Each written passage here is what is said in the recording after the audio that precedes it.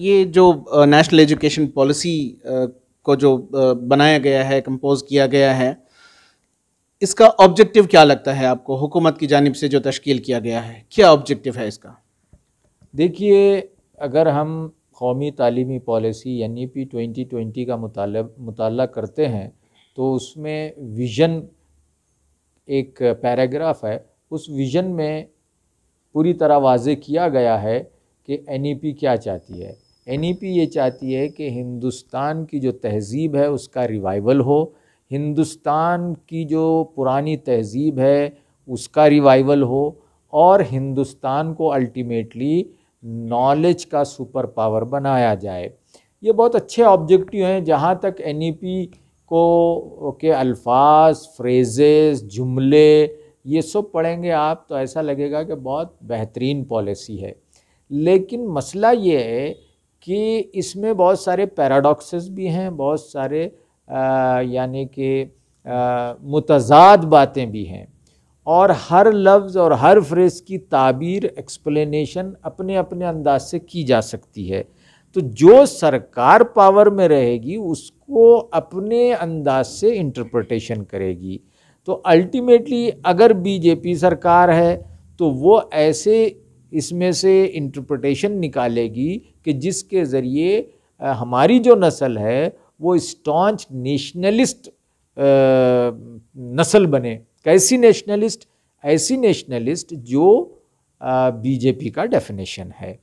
तो इसलिए हमको खदशा ये है, खौफ ये है कि इस एजुकेशन पॉलिसी के ज़रिए समाज में प्लूरलिस्टिक सोसाइटी को फ़रोग़ नहीं दिया जाएगा, बल्कि एक्सक्लूसिव सोसाइटी बनाने की कोशिश की जाएगी। एक कल्चर को थोपा जाएगा, एक लैंग्वेज को थोपा जाएगा, और एक नज़रिए को थोपा जाएगा। एक समाजी नज़रिया होता है, एक सोशल आइडियोलॉजी होती है। Social ideology of India is inclusive, सबका साथ, सबका विकास। ओके, नारे बहुत अच्छे होते हैं, तो ये प्रैक्टिस में भी आना चाहिए। सबको उसमें गुंजाइश मिलनी चाहिए, तमाम कल्चर को इसमें गुंजाइश मिलनी चाहिए, ज़बानों को गुंजाइश मिलनी चाहिए, मजहबी तालीमात को गुंजाइश रहनी चाहिए। देखिए, गुवाहाटी का कल्चर अलग है, इधर आपके कर्नाटका में कुड़गू का कल्चर अलग है। तो इस तरह कुड़गू के कल्चर को भी अब फलने फूलने का मौका मिले, गुवाहाटी के कल्चर को फलने फूलने का मौका मिले, लखनऊ और हैदराबाद के कल्चर को फलने फूलने का मौका मिले, क्रिश्चियन कल्चर को फलने फूलने का मौका मिले, दलित्स को मिले, आदिवासी को मिले, मुसलमान को मिले। तो ये अगर इंटेंशन है तो बहुत अच्छी बात है। लेकिन प्रॉब्लम ये है कि इनका जो एक्शन प्लान है, एक्शन प्लान पब्लिक में डिस्कशन में नहीं आता। ओके, तो पब्लिक कैसा रिएक्ट करे? एजुकेशन पॉलिसी तो इंक्लूसिव होना चाहिए और सारों से मशवरा करना चाहिए। तो ये मोटा मोटी देखिए, NEP के जहाँ तक फ्रेजेस हैं, अल्फाज हैं, जुमले हैं, यकीनन जैसा कि मंत्री साहब ने कहा वैसे ही हैं, बहुत अच्छा है। और अगर ट्रू स्पिरिट में ऐसा होता है तो बेहतर है। अब यहाँ स्टूडेंट्स को एम्पावर करने की बात आ रही है, तो हम मंत्री साहब जी से ये पूछेंगे, कौन से स्टूडेंट्स को ये एम्पावर करना चाह रहे हैं? पर्टिकुलर क्लास के स्टूडेंट को एम्पावर करना चाह रहे हैं? क्लास इन द सेंस समाज में जो क्लास होती है, पैसे वाला वर्ग, वही एम्पावर होगा? या फिर एक पर्टिकुलर कास्ट के स्टूडेंट्स को एम्पावर करना चाह रहे हैं, पर्टिकुलर आइडियोलॉजी के स्टूडेंट को एम्पावर करना चाह रहे हैं, या तमाम स्टूडेंट्स को एम्पावर करना चाह रहे हैं? ये बहुत बड़ा सवाल है और नाजुक सवाल है। आपकी पॉलिसी दलितों के ताल्लुक से क्या है, दलित स्टूडेंट के ताल्लुक से क्या है, माइनॉरिटीज़ के ताल्लुक से क्या है? अभी आप देख लीजिए, एक तरफ तो बात कही जाती है एम्पावरमेंट की, दूसरी तरफ KMDC से सारा बजट निकाल लिया गया। बच्चे आज परेशान हैं, माइनॉरिटीज़ के एडमिशन ले नहीं पा रहे हैं मेडिकल कॉलेज में, इंजीनियरिंग कॉलेज में, प्रोफेशनल कोर्सेस में, इसलिए कि उनके पास पैसा नहीं है।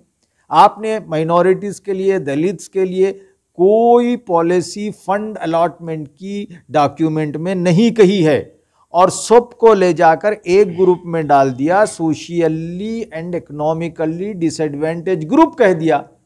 सोशियली इकोनॉमिकली डिसएडवांटेज ग्रुप एक नहीं हो सकता है। दलित के मसाइल अलग हैं, OBC के मसाइल अलग हैं, ट्राइबल स्टूडेंट के मसाइल अलग हैं, माइनॉरिटीज़ के मसाइल अलग हैं। हर एक को अलग अलग अंदाज से डील करना है, तभी स्टूडेंट का एम्पावरमेंट होगा। आप बाज इंस्टीट्यूशन को बास कास्ट एंड कम्युनिटी के लोगों के लिए आपने मुख्तस कर दिया, वहाँ वही लोग जा रहे हैं। आप क्यों नहीं दलित और माइनॉरिटीज़ के स्टूडेंट को वहाँ भेजने के लिए तैयारी करते हैं? एनडीए का क्या हाल है देख रहे हैं आप। ओके, इसी तरह जो इंस्टीट्यूशन ऑफ नेशनल इम्पोर्टेंस होते हैं वहाँ कितने ये लोग जा रहे हैं। जब बात सवाल किया जाता है तो कहा जाता है कि नहीं, ऐसे इंस्टीट्यूशन में अपने टैलेंट, सलाहियत और कंपटीशन की बुनियाद पे जाना चाहिए। साहब जा सकते हैं कंपटीशन की बुनियाद पे, लेकिन जो प्ले ग्राउंड होता है, लेवल प्ले जो होता है वो बराबर होना चाहिए। आप एक पिच पे एक लोगों को खिला रहे हैं, दूसरे पिच पे दूसरे लोगों को खिला रहे हैं गेम, तो कैसे वो इम्प्रूव कर पाएंगे भाई? एक दलित का अगर इस तरह का हम सिस्टम इवॉल्व कर रहे हैं एक्सक्लूसिव चंद लोगों के लिए, तो हम विश्वगुरु नहीं बन सकते। हमारी भी ख्वाहिश है हम विश्वगुरु बनने में अपना ताउन पेश करें। माइनॉरिटीज़ के अपने टैलेंट्स हैं, दलित्स के अपने टैलेंट्स हैं, ओबीसीज के अपने टैलेंट्स हैं, इनको आप क्यों इस्तेमाल नहीं करते? इनके ताल्लुक से आपके पास कोई मंसूबा नहीं है, कोई क्लैरिटी पॉलिसी में नहीं है। सिर्फ एक वर्ड दलित के ताल्लुक से है, एक वर्ड रिजर्वेशन के ताल्लुक से है, आरटीई के ताल्लुक से एक ही जगह जिक्र है। आरटीई जो राइट है, इतना पावरफुल राइट है, और ये हुकूमत तो राइट बेस्ड लॉ को ऑनर ही नहीं करती है। आप राइट्स की बात ना करें, जो दिया वो ले लीजिए, खामोशी से बैठिए। तो आरटीई के बारे में कुछ नहीं है। आप प्री स्कूल में आरटीई इंट्रोड्यूस करने की बात उठाते हैं, एक्टिविस्ट, कुछ रेस्पॉन्स नहीं। 18 ईयर्स तक इसको एक्सटेंड करने की बात होती है, कोई रेस्पॉन्स नहीं। तो पॉलिसी के अल्फाज बड़े सुंदर हैं, बहुत अच्छे हैं, मैंने कई बार पढ़े हैं, बहुत अच्छा लगता है, लेकिन जो विल होती है ना गवर्नमेंट की, जो जिसे हम नीयत कहते हैं, आप नीयत साफ कर लीजिए, आज आप भी बेहतर होंगे, मुल्क भी बेहतर होगा।